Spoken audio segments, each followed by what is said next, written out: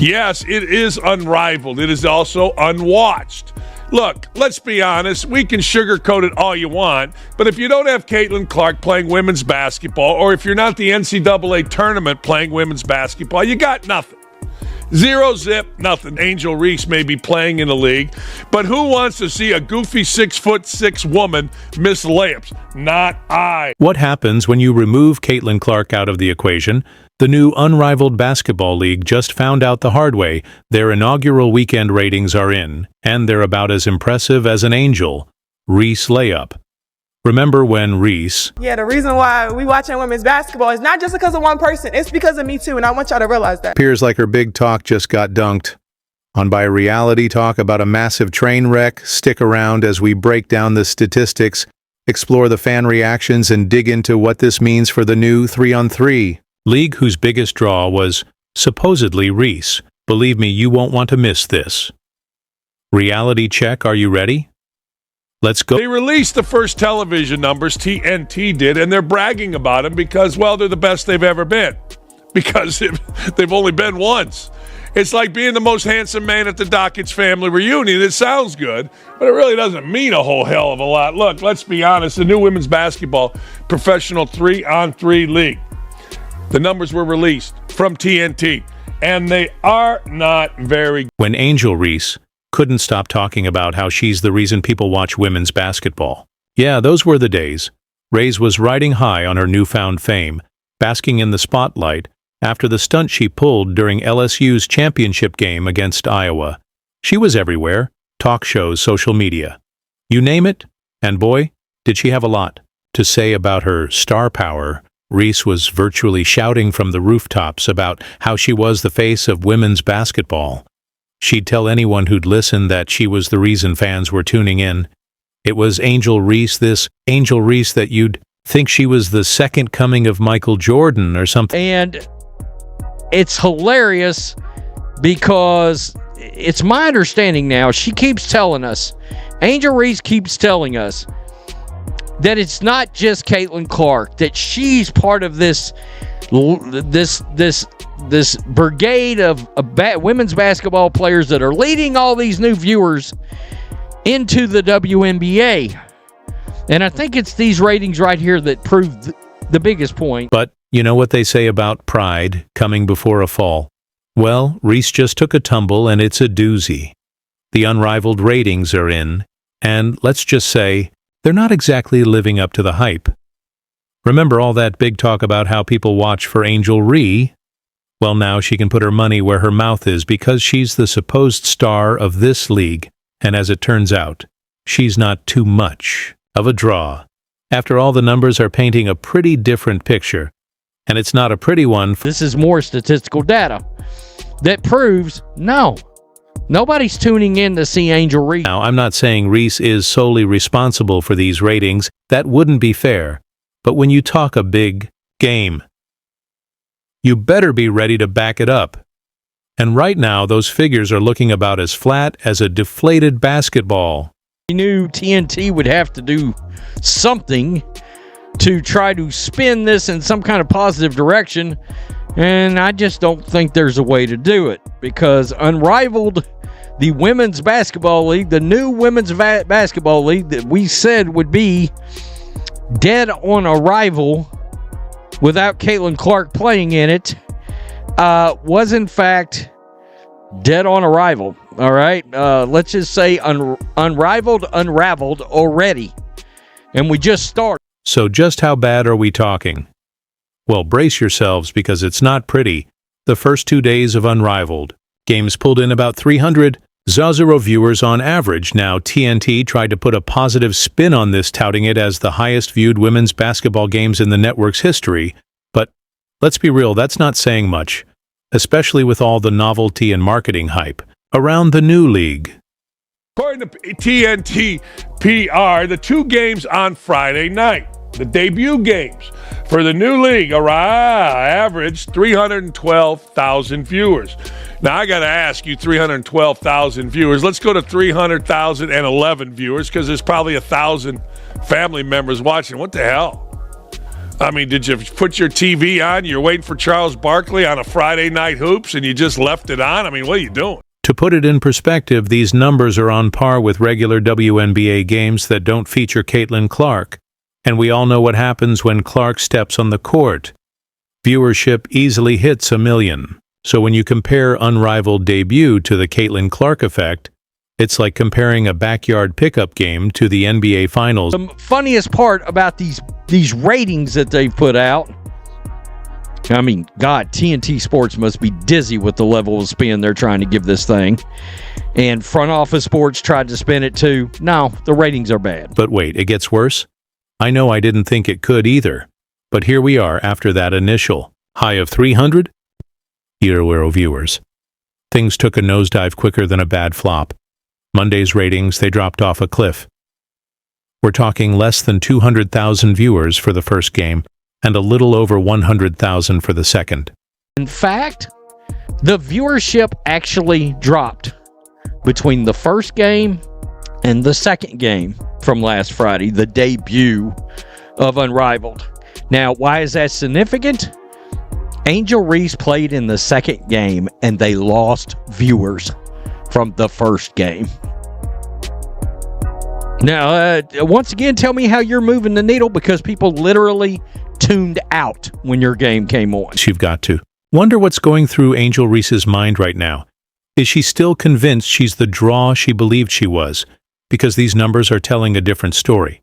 And it's not a flattering one. I didn't know that the Unrivaled League was playing. I saw highlights of it or lowlights of it, and I got to tell you, it's really bad. You thought the ratings were terrible. Well, sit tight, because what's happening on the court is even worse. Unrivaled isn't just struggling to attract viewers. It's struggling to put the ball in the basket. And we're not talking about missing tough shots here. We're talking wide open layups clanking off the rim like it's a game of hot potato. You can imagine missed layups from last night. Man, I mean, what is really going on here? You see that, and then whatever that is. I don't even know what that was. One more time.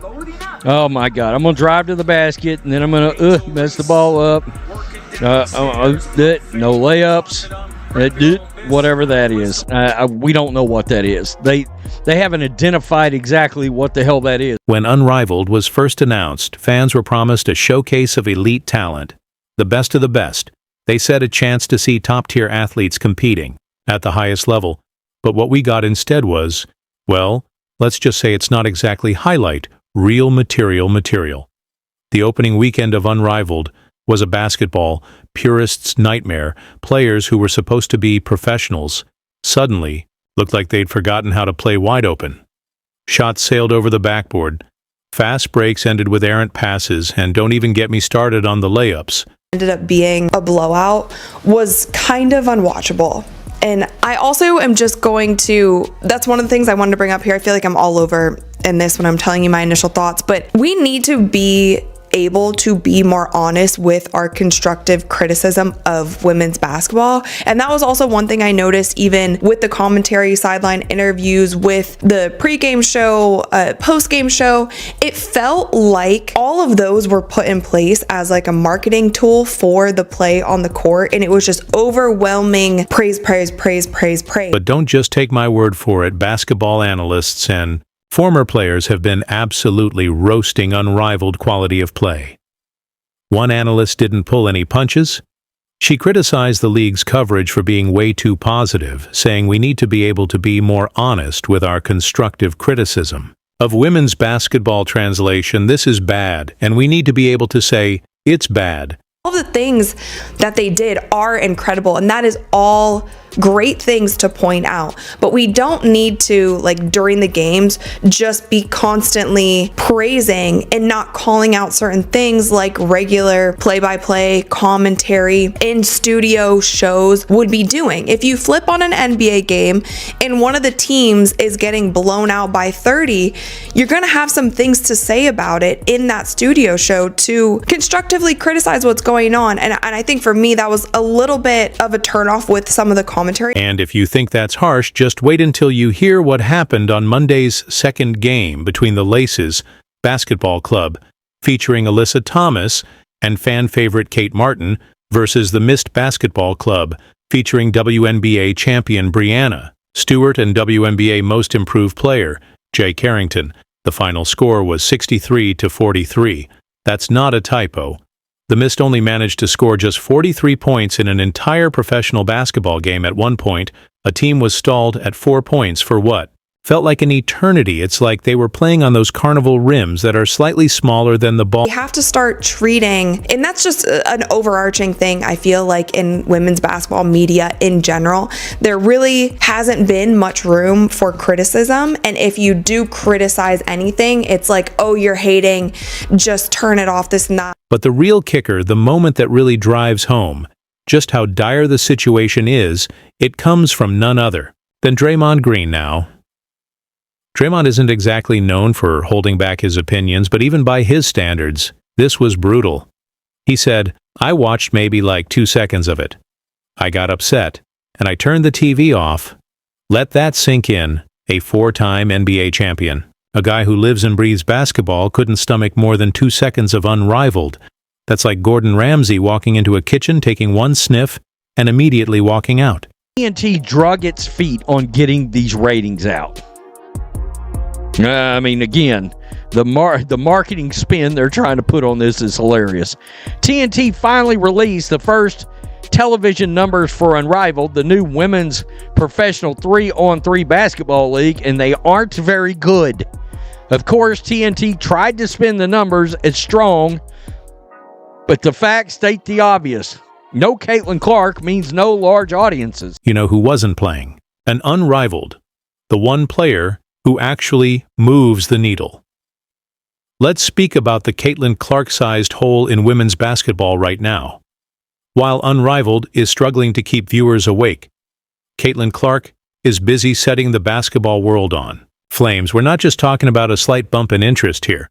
We're talking about a seismic shift in how people perceive women's basketball. However, one look at the WNBA ratings with Caitlin Clark shows just how much Unrivaled struggled without her. Heck, the Clark effect led to WNBA games that didn't even feature Clark drawing an average of 400,000 viewers.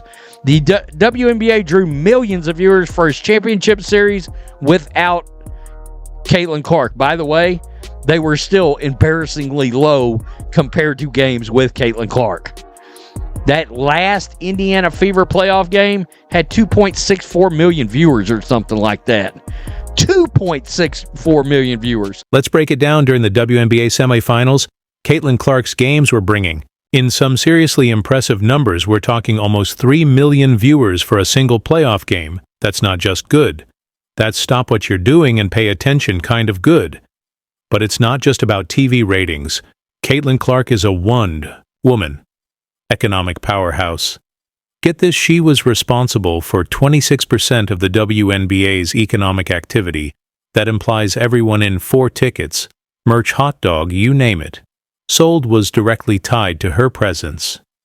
Think about that for a second. One player is driving more than a quarter of an entire league's commerce. The Fever are going to be over 200,000 higher than the next highest total attendance in league history. Clarkonomics, my friend. This isn't just speculation or media buzz. We're saying cold hard cash and genuine impact. While Unrivaled is scraping the bottom of the ratings, barrel Caitlin Clark is proving that women's basketball can be a major draw when you've got the right star power. And it's not going unnoticed within the WNBA. Players like Nafisa Kohler are speaking up, saying that Clark should be among the highest paid athletes in the league. Why? Because her impact goes way beyond what happens on the court. She's changing the entire economic landscape of women's basketball. Which makes the obvious even more obvious. Caitlin Clark is the biggest draw in women's basketball, and without her, many fans just aren't going to tune in. Let's put this in perspective. Unrivaled is struggling to hit viewers, and that's with all the hype and marketing of a brand new league. Meanwhile, Caitlin Clark is casually pulling in millions of viewers like it's no big thing. Usually with a new league, viewership early, shoo, and then it settles in.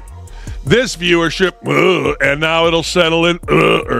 Really? I missed Angel Reese on my phone playing? What? But it's more than just numbers on a screen.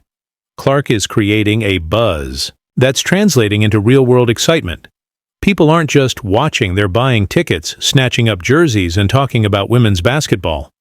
In a way we haven't seen before. This is the stark reality that Unrivaled is facing. They're not just competing against other leagues or other forms of entertainment, they're competing against the Caitlin Clark effect, and right now it's not even close.